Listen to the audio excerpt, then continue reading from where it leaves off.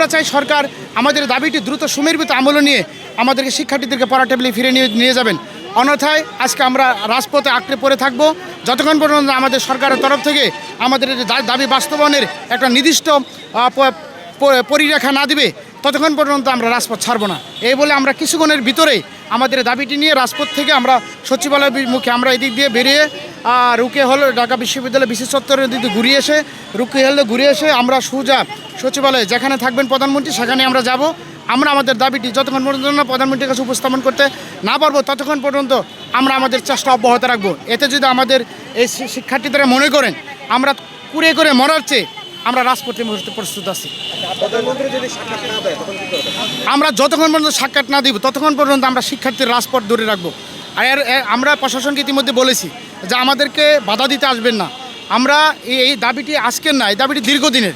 তাদেরকে বলছি আমাদেরকে সহযোগিতা করতে এবং প্রধানমন্ত্রী আন্তরিক আছে।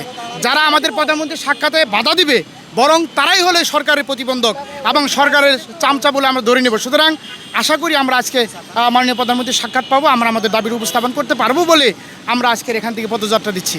এর আগে তো অনেক কর্মসূচি দিয়েছেন আপনারা,